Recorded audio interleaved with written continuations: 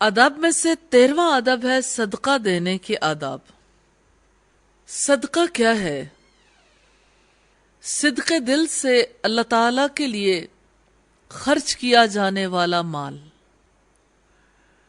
صدقہ افضل اعمال میں سے ہے جو انسان کو اللہ تعالی کے قریب کر دیتا ہے اور قبر کے عذاب سے بچاؤ کا ذریعہ ہے۔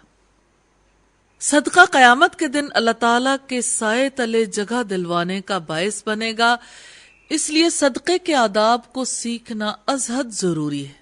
پہلی بات تو یہ کہ صدقے میں اخلاص ضروری ہے۔ ریاکاری صدقے جیسے عظیم عمل کا ثواب ختم کر دیتی ہے، اس کو ضائع کرنے کا سبب بن جاتی ہے۔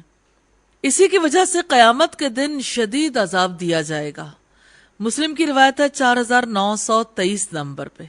دوسری بات یہ کہ واجب صدقے میں دیر نہیں کرنی چاہیے، مثلا زکوٰۃ کو نکالنے میں تاخیر نہیں کرنی چاہیے۔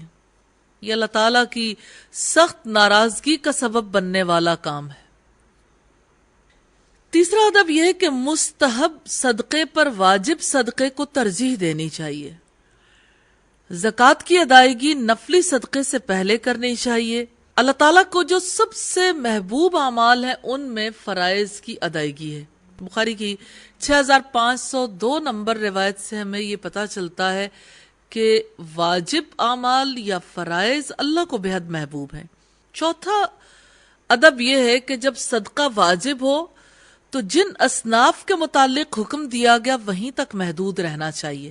جیسے صدقہ فطر کے بارے میں نبی صلی اللہ علیہ وسلم نے تعلیم دی کہ جو یا کھجور یا گیہوں میں سے کسی کا ایک سا دینا ہے، اسی تک محدود رہنا چاہیے۔ بخاری کی روایت ہے 1506 نمبر پہ۔ پانچویں بات یہ کہ صدقہ حلال کمائی سے دینا چاہیے، کیونکہ صدقے کی قبولیت کے لیے کمائی کا حلال ہونا ضروری ہے۔ ترمذی کی روایت ہے 661 نمبر پر، ابن ماجہ کی روایت ہے 1842 نمبر پر۔ چھٹا ادب یہ کہ صدقہ کرنے والے کو عمدہ مال میں سے اللہ تعالیٰ کی راہ میں خرچ کرنا چاہیے۔ البقرہ کی آیت نمبر 267۔ اس سے ہمیں پتہ چلتا ہے کہ اللہ کی راہ میں دینے کے لیے عمدہ مال خرچ کرنا چاہیے۔ ساتواں ادب یہ ہے کہ محبوب چیز کو صدقے کے طور پر دینا چاہیے۔ آل عمران کی آیت نمبر 92 سے ہمیں پتہ چلتا ہے لن تنالوا البر حتی تنفقوا مما تحبون، تم نیکی کے اعلیٰ مقام تک ہرگز نہیں پہنچ سکتے جب تک کہ وہ چیز نہ خرچ کرو جس سے تم محبت رکھتے ہو۔ حضرت عبداللہ ابن عمر کو میٹھا بہت پسند تھا، اس لیے وہ گھر والوں کو میٹھا صدقہ کرنے کے لیے کہتے تھے۔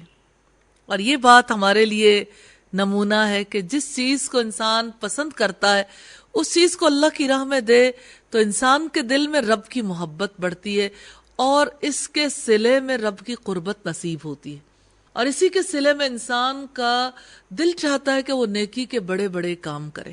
اور ایک بار اللہ کی راہ میں انسان اگر ایسا صدقہ کرے تو اس کو جلا ملتی ہے، نیکی کے جذبے پروان چڑھتے ہیں اور انسان کا جی چاہتا ہے کہ ایسی ہی قربانیاں دوں، حتیٰ کہ انسان جان قربان کرنے تک پہنچ جاتا ہے۔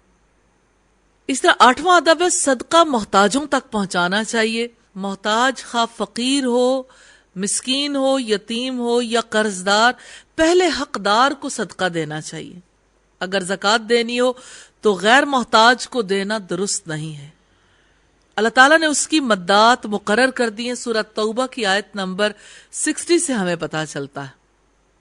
نویں بات یہ کہ صدقے کے ساتھ احسان اور اذیت کو نہیں ملانا چاہیے۔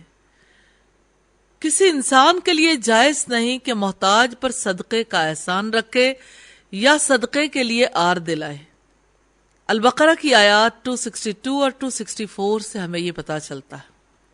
دسواں ادب یہ ہے کہ صدقہ دینے والے کو اللہ تعالیٰ کے انعامات کو محسوس کرنا چاہیے اور کثرت سے اللہ تعالیٰ کا شکر ادا کرنا چاہیے، کیونکہ ممکن تھا کہ دینے والا محتاج ہوتا، اب اللہ کے کرم سے دینے والوں میں شامل ہوا ہے۔ اللہ تعالیٰ ہم سب کو دینے والا بنائے، اوپر والے ہاتھ کی استطاعت نصیب فرمائے، توفیق دے، اور اللہ تعالیٰ ہمیں اس کے بدلے میں ہمیں اور نیکیاں کرنے کی توفیق عطا فرمائے۔ 11واں ادب ہے، صدقہ دینے والے کو یہ دیکھنا چاہیے کہ اللہ نے اسے مال دیا، اس پر انعام کیا، اسے اسلام لانے کی توفیق دی اور بخل سے نجات عطا کر کے صدقہ دینے کی توفیق عطا کی۔ 12ویں بات یہ کہ کسی کے محتاج ہونے یا نہ ہونے میں شک ہو جانے پر صدقہ نہیں روکنا چاہیے، کیونکہ صدقہ کرنے کا اجر اللہ تعالیٰ عطا فرمانے والے۔ نبی صلی اللہ علیہ وسلم سوال کرنے والے کو نہیں لوٹاتے تھے۔ بخاری کی روایت ہے 1421 اور مسلم کی روایت ہے 1022 نمبر میں۔ 13واں ادب یہ ہے کہ صدقہ چھپا کر دینا چاہیے۔ البقرہ کی آیت نمبر 271، بخاری کی 660 اور 1423 نمبر پر ہے۔ چھپا کر دینے میں اخلاص کی رعایت ہوتی ہے اور انسان ریاکاری سے بچ جاتا ہے۔ 14واں ادب یہ کہ اگر رشتہ دار محتاج ہوں تو ان کا حق پہلے ہے۔ ترمذی کی 658 اور ابن ماجہ کی 1844 نمبر روایت سے پتہ چلتا۔ اور 15واں ادب یہ کہ صدقہ دے کر لوٹانا نہیں چاہیے۔ مسلم کی روایت ہے 1622 نمبر پر۔ صدقہ انسان کی جانب سے رب تعالیٰ کے حضور سچے جذبوں کا اظہار ہے۔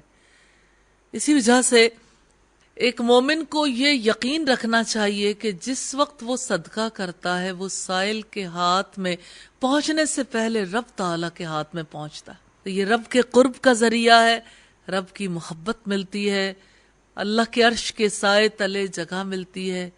یہی صدقہ مومن کا سایہ بننے والا ہے، اور یہ صدقہ ایسی چیز ہے جس سے مال کبھی کم نہیں ہوتا۔ اللہ سے دعا ہے اللہ تعالی ہمیں مسلسل صدقہ کرتے رہنے والوں میں شامل فرما لے۔